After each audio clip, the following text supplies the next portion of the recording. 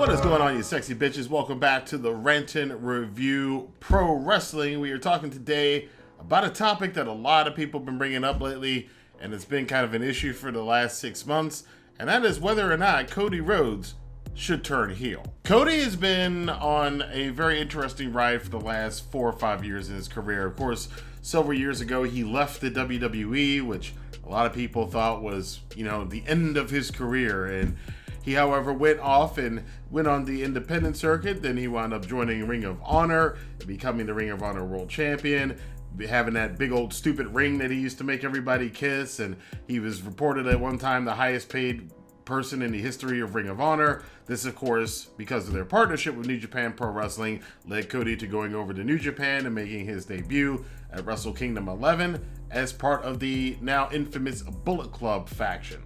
This then led to his obvious friendship and partnership with the likes of Kenny Omega, the Young Bucks, Hangman Adam Page, Marty Scurll, who most people forget about these days. He was part of that group too, but being the elite and kind of taking on this whole persona and character on being the elite. And I think it was at that time, with his run in ROH, his run in New Japan, the feud with Kenny Omega, the stuff on being the elite, that made a lot of people like Cody Rhodes. And of course, this all led to the big All-In show where he basically funded a wrestling show that proved the point that those guys could draw 10,000 people to an arena and sell it out. We all know the history from there. We now have All Elite Wrestling. AEW's been around for 2 years now or something like that, and has been a success as far as it's concerned, considering what most other wrestling companies that were not known as WWE were doing at the time, which was averaging about 150 to 200,000 viewers. AEW has well blown past that by 3 or 4 times. They've even reached over 1 million viewers here and there on their show Dynamite, and the company continues to get critical praise from fans, and eventually, hopefully, it will turn into more dollars for them, as they've already inked a deal with TNT, TBS for the next couple of years. The one thing that a lot of fans noticed, however, when AEW began, is that one person on the show got a very big pyro-laden, dramatic music, light treatment coming up out of the ground entrance above everybody else, above Kenny Omega, who was the biggest and brightest star that they had, that most people in North America who were WWE fans had heard about but hadn't seen, besides the Young Bucks, who were already a proven commodity on the indies, even more than Chris Jericho, who was the biggest name in AEW when it started. But Cody Rhodes had this dramatic entrance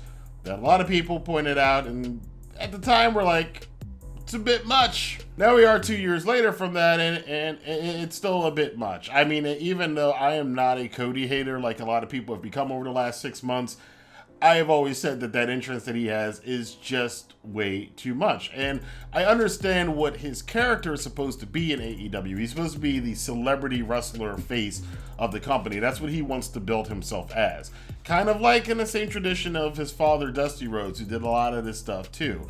But Cody, being one of the bookers, being one of the vice presidents, and pushing himself as the face of the company, he was very aware early on that was going to get him a certain amount of feedback. So a lot of the booking they did early with Cody tried to kind of humble his character a little bit. Cody's been betrayed by more people than we can count, most recently with QT Marshall, Shawn Spears, MJF, and the list goes on and on and on. I was half expecting Arn Anderson to turn on him at some point in time. He lost his one and only shot at the AEW World Championship here in Baltimore at the Full Gear show back in 2019 to Chris Jericho. The stipulation in that match was that if he lost that match, he would never, ever be able to challenge for the AEW World Championship again. However, this translated into him going for the TNT Championship and becoming the first TNT champion in AEW, a title that has since gained a lot of respect on the low key as being one of the best championships in wrestling over the last year. He's lost big-time matches to Darby Allin, big-time matches to MJF, big-time matches to Chris Jericho, and he's beaten some people, but nobody really in the major top tier of AEW. He's really rarely ever been in the top 10 or the top 5 as it is now.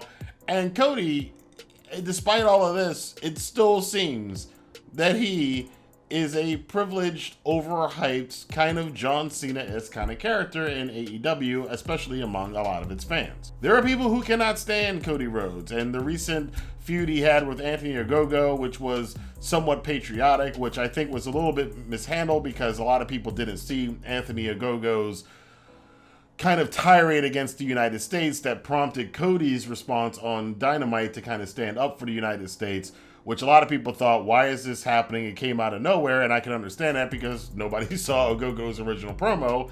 So it just seemed like Cody was coming out of nowhere and doing a very Cena-esque, I am fighting for America kind of thing. America's a very political place right now, and you can see probably where people are coming from, depending on how they kind of labeled Cody's whole run there as either he was patriotic or he was nationalistic. And if you're saying he's nationalistic, you probably have an issue with the United States, and that's kind of telling. And if you're saying he's patriotic, you pretty much don't have a problem with the United States and you like it, and it's pretty telling. But it's beyond that. It's beyond the booking. It's beyond the entrance. It's just, when you take all of it as a whole, Cody Rhodes has become a little bit hard for a lot of fans to tolerate now. Gone is the guy that we saw on Being the Elite. Gone is the guy that we saw standing in the middle of the ring at the end of All In and saying, hey, no one person owns pro wrestling. We own pro wrestling, as in the wrestling community.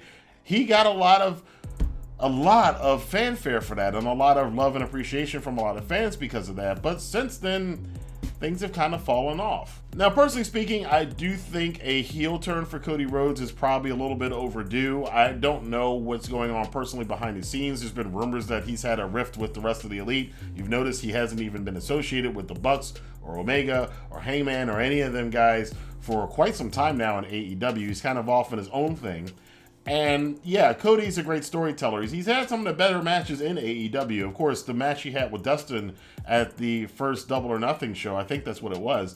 That match is a classic now. It's one of the best matches of the last 10 years. And there's no doubt about his talent. There's no doubt about his star power. It's just the way he seems to be carrying himself these days. A lot of fans think he's getting kind of a big head. And I think it might be a good thing, again, to be ahead of the fans in this instance instead of being behind them. I always talk about this on this channel about wrestling promotions being ahead of the wrestling fans. In AEW, about half of the time I say they're pretty good about being ahead of the audience. Especially this past week with something that was involving Cody Rhodes, which was the debut of Malachi Black on AEW. And I think in order to be ahead of the fans a little bit this time, they should probably turn Cody heel sooner than later. Because I think working on the perception that he's spoiled, that he's gotten himself a big head, that he thinks he's bigger than everybody else in the company and he really doesn't deserve it, and all of his humbleness is kind of mock humbleness. People don't really feel it's genuine humbleness from him. And I think they can really work on that, and there's a good way they can do that, and I think they may be setting up for it now anyway. Malachi Black is a very popular wrestler that's come into AEW with a lot of fanfare and a lot of surprise because a lot of people did not expect him, the former Aleister Black and Tommy End, who came out of WWE after a very contentious split with the World Wrestling Entertainment Company, to come over to All Elite Wrestling.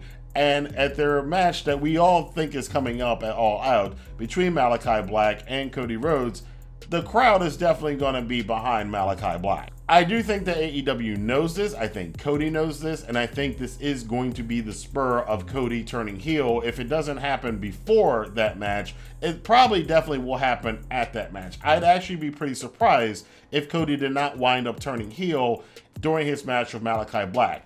It would be a mistake and would be AEW being behind the fans if they went into the match and went through with the match with no signs of Cody turning heel at all. I'm not really sure what the thing is. I think maybe the fact is they may have been waiting for someone to pull the trigger on, and I think Malachi Black is the exact person to pull the trigger on Cody turning heel, because you also have to consider, who's he going to turn heel on? Him turning heel on QT Marshall wouldn't have done anything. Him turning heel on Anthony Ogogo wouldn't have done anything.